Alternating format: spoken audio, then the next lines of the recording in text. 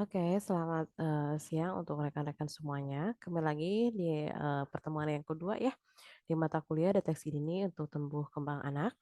Oke, seperti biasa, absennya, nanti sesudah akhir tayangan ini rekan-rekan simpulkan menurut pemahaman sendiri, apa yang kalian, rekan-rekan pahami baru disampaikan menurut pemahaman sendiri ya. Oke, saya lanjut aja, mengenai ke materi untuk pertemuan yang kedua, itu masih tentang konsep tumbuh dan, kembang anak ya. Oke. Nah ini. Minggu yang lalu kita membahas tentang apa sih perbedaan dari pertumbuhan dan perkembangan gitu ya. Nah, selanjutnya untuk sekarang kita akan membahas mengenai ciri-ciri pertumbuhan. Karena biasanya antara pertumbuhan dan perkembangan itu tidak bisa dipisahkan ya, tidak bisa iya tidak bisa dipisah-pisahkan tapi menjadi satu kesatuan yang utuh gitu. Nah, ya. Kita mangga dilihat di layar kaca rekan-rekan bahwa ciri-ciri pertumbuhan itu yang pertama adalah perkembangan melibatkan pertumbuhan. Ya, tadi sudah saya, jelaskan di awal bahwa yang namanya pertumbuhan pasti akan beriringan dengan perkembangan. Yang namanya perkembangan pasti akan beriringan dengan pertumbuhan, ya. Jadi kalau misalnya seseorang itu secara usianya bertambah gitu, itu kan ya seseorang seseorang secara usianya bertambah, pasti ada, hal-hal yang lain nih yang mengiringi dari perkembangan itu sendiri. Contohnya, fisiknya yang bertambah, atau tingginya yang bertambah, atau berat badannya yang bertambah, atau mungkin kebiasaannya yang bertambah gitu. Ya contohnya, mungkin ketika awalnya anak, secara bahasanya kurang sopan ketika sambil, bertambahnya usia gitu kan, hingga ada perubahan. Nah seperti itu. Bahwa yang pertama itu adalah perkembangan melibatkan pertumbuhan. Terus yang kedua adalah bahwa perkembangan awal itu menentukan perkembangan selanjutnya. Ya, betul, gitu kan. Contohnya, ketika perkembangan awalnya tidak ada masalah apapun gitu kan, lancar-lancar aja, bahkan berkembang secara maksimal gitu kan. Nah, dapat dipastikan bahwa perkembangan selanjutnya anak pun akan dipastikan maksimal juga gitu. Contohnya, ketika di awal anak mungkin, dimulai dari anak merangkak, ya, ngorondang gitu kan, sampai kayak lelengkah halus, sampai anak bisa berdiri gitu kan, tidak ada hambatan apapun gitu kan. Bisa kita prediksi bahwa perkembangan selanjutnya pun, akan maksimal juga ya. Jadi yang pertama adalah perkembangan awal menentukan perkembangan selanjutnya. Nah, perkembangan awal ini gitu kan, ditentukan juga oleh treatment kita, sejauh mana kita memberikan treatment kepada anak. Kalau misalnya anaknya sudah ketahuan nih deteksinya gitu kan, ada hambatan gitu kan, tapi kitanya tidak men-treatment anak sebagaimana mana mestinya gitu kan, otomatis gitu kan jadi harapan-harapan atau apa ya, kekhawatiran kita mengenai perkembangan anak, ya bisa aja terjadi gitu. Kalau kita tidak treatment anak sesuai dengan kapasitasnya gitu, ya itu yang kedua. Terus yang ketiga adalah memiliki tahapan yang berurutan gitu kan. Iya gitu kan, bahwa seseorang itu dimulai dari misalnya anak, bangun gitu kan, bangun gitu kan ngorondang, dimulai dari nangkuban, ngorondang gitu kan, sampai lelengkah halus, sampai bisa anak jalan, sampai berlari gitu kan, itu ada tahapannya gitu kan. Ya, jarang sekali anak yang ketika, lagi lelengkah halu gitu kan langsung berlari, enggak gitu kan, tapi melalui apa dulu gitu kan, melalui proses berjalan dulu, satu langkah, 2 langkah jatuh gitu kan, satu langkah, 2 langkah jatuh lalu bisa, berdiri lagi gitu kan, itu ya. Jadi setiap anak itu memiliki tahapan yang berurutan. Ya, terus selanjutnya bahwa memiliki kecepatan yang berbeda. Iya, bahwa kita pastikan bahwa setiap anak itu mempunyai, karakteristiknya masing-masing, punya perkembangannya masing-masing. Kita tidak bisa memastikan setiap anak itu punya kecerdasan yang sama, punya perkembangan alurnya yang sama, tidak bisa. Tapi semua anak itu punya kecepatan perkembangan yang berbeda-beda, ya seperti itu. Terus yang selanjutnya adalah berkaitan dengan pertumbuhan. Ya, tadi sudah bisa dipastikan ya yang namanya tumbuh itu tidak bisa apa ya, di ya dipisahkan dengan perkembangan, begitu juga dengan pertumbuhan ya. Terus dipengaruhi dengan kematangan dan belajar, bahwa seseorang ternyata contohnya kematangan itu gini, seseorang tidak akan bisa jalan ya, seorang anak tidak akan bisa berjalan gitu kan, kalau apa, kalau rangka dan otot kakinya tidak matang, belum maksimal gitu kan. Dan belajar, belajar itu adalah adanya pengalaman. adanya treatment gitu kan, adanya fasilitas dari kita sebagai orang dewasa. Jadi seseorang bisa berjalan, seorang anak bisa berjalan kalau ada kematangan dari otot kakinya dan ada treatment dan usaha dari kita sebagai orang dewasa gitu, ya, seperti itu. Terus mengikuti pola dan dapat ditentukan. Iya, gitu kan. Oh, ternyata habis ngorondang gitu kan, habis merangkak, anak ini kira-kira bakalan apa ya gitu. Oh, ternyata anak ini bisa langsung misalnya ya berdiri dulu jatuh gitu kan, selangkah 2 langkah jatuh, nah itu. Jadi sesudah itu kita bisa memastikan anak ini akan menjadi, langkah selanjutnya perkembangannya akan seperti apa. Terus yang kedua ada yang selanjutnya adalah setiap individu beda capaian. Ya, setiap individu itu berbeda capaian, tidak bisa dipastikan bahwa setiap anak itu punya capaian yang sama. Terus selanjutnya adalah setiap perkembangan memiliki perilaku equilibrium. Nah, mudah menyesuaikan perkembangan perilaku. Disequilibrium itu tidak sesuai atau sulit sesekali menyesuaikan terhadap perkembangan. Mungkin ada faktor lain yang bisa apa ya menyebutkan bahwa bisa atau misalnya cepat atau misalnya sulit atau misalnya cepat sekali gitu kan menyesuaikan perkembangan dengan aspek usianya. Setiap perkembangan memiliki resiko. Ya, jadi seseorang yang memiliki,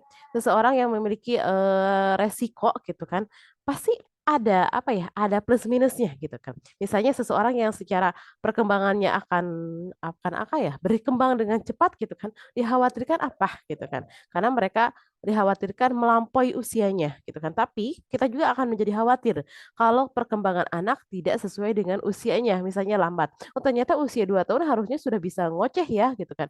Usia 2 tahun harusnya sudah bisa apa ya, mengeluarkan sebuah bahasa-bahasa yang baru gitu kan. Tapi ternyata kenyataannya tidak gitu kan. Nah itu kan menjadi sebuah khawatir.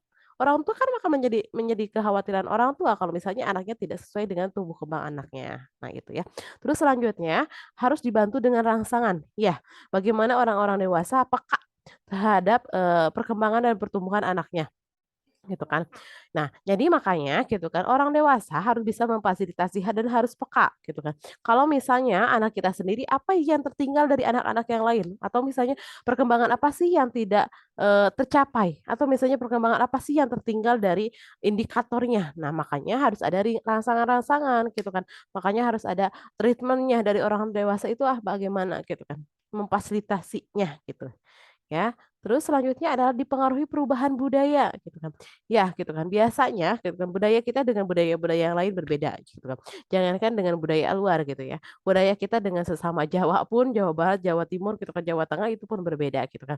Jadi makanya bagaimana gitu kan pertumbuhan seorang anak itu harus dengan, apa ya, harus dengan budayanya kita sendiri gitu kan. Kita boleh mengenalkan budaya lain gitu kan, tapi sesuai dengan koridornya saja.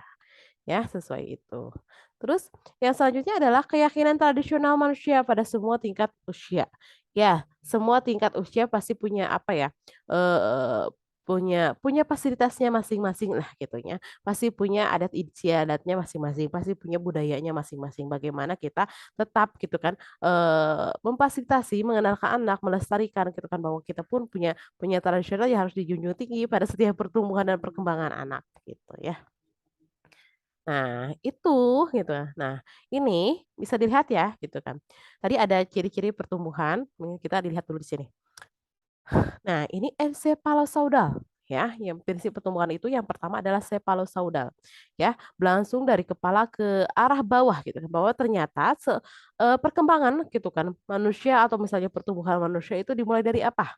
Dimulai dari kepala dulu, dimulai dari hal yang paling atas dulu yaitu kepala gitu kan, baru menuju ke organ-organ tubuh yang lainnya gitu kan, menuju ke kaki gitu kan. Jadi yang paling, apa ya, maksimal sekali pertumbuhannya itu ada di sini.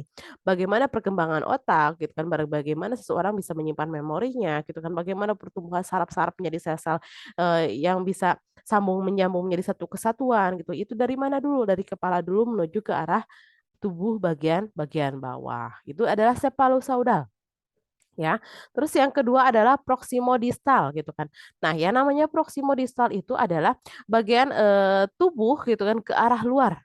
Nah, biasanya ini adalah untuk organ-organ tubuh yang, apa ya, dianggapnya penting. Kayak apa gitu kan. Nah, daerah pusat kayak ginjal, jantung, hati gitu ya. Nah itu. Jadi kalau misalnya organ-organ tersebut tidak bekerja secara maksimal gitu kan, ya bagaimana gitu organ-organ yang lainnya pun akan mengikuti gitu.